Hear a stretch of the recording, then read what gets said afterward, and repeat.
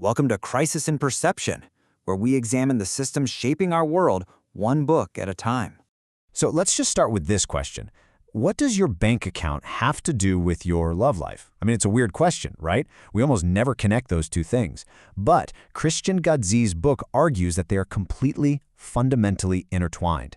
It really reframes the whole conversation by asking, what if our most intimate choices are being shaped by economic forces we don't even see? And that's the core idea here, economics entering the bedroom. The book's central claim is that economic independence doesn't just change your finances, it literally changes how you love. The moment you take the pressure of financial survival out of a relationship, the entire dynamic just shifts. Think about it for a second. If you don't need a partner to make rent or to feel secure, you're suddenly free to choose them for totally different reasons. For pure desire, for real companionship, for a genuine connection. That freedom transforms a relationship from something that could be an economic necessity into what it's supposed to be, a purely personal choice. Okay, so how does this actually play out? Well, the book breaks it down into a few key concepts, and it all starts with this core tension between dependence and autonomy. First up, you've got economic dependence. This is pretty straightforward. It's when your basic survival, your housing, your food, your healthcare is tied to your partner. Now, this isn't necessarily a malicious thing. It's just a reality of the system for so many people, but it absolutely constrains your choices. And this dependence often gets even deeper because of what Ghodsee calls unpaid care labor. This is all that invisible, essential work, raising kids, managing a home, caring for elders, that basically keeps society running but has zero market value. The book points out that this work, which is done mostly by women, is actually subsidizing the entire economy while at the same time reinforcing their own financial dependence. It's a real catch-22. So what's the alternative here? This is where social safety nets come in. You can think of these as giant collective shock absorbers, things like subsidized childcare or universal health care. They provide a baseline of security that makes every single person less vulnerable if they lose a job or, go through a breakup. And when you have that baseline, you can achieve the ultimate goal here, relational autonomy. It's such a great term. It's simply the freedom to build a life with someone because you want to, not because you have to.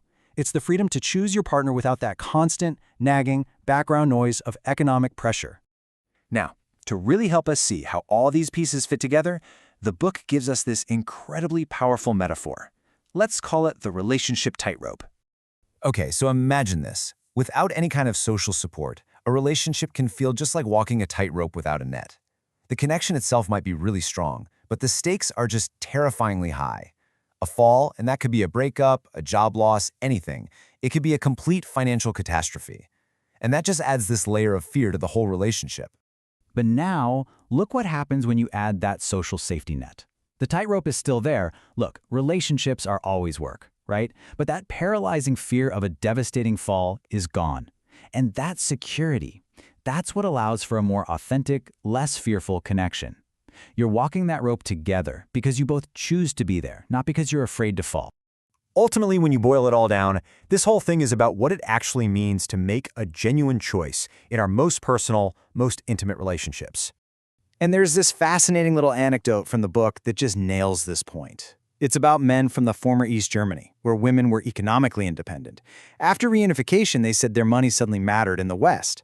But back in the East, they kind of complained that money was useless for attracting a partner. Their exact words were, "You had to be interesting."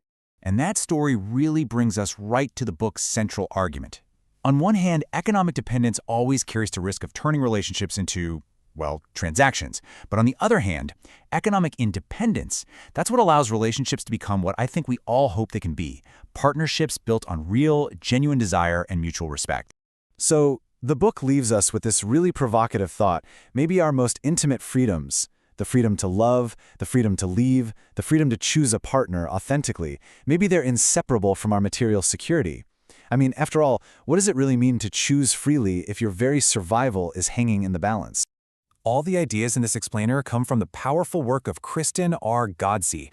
If any of this has intrigued you, we absolutely recommend reading her full book or just borrowing it from your local library.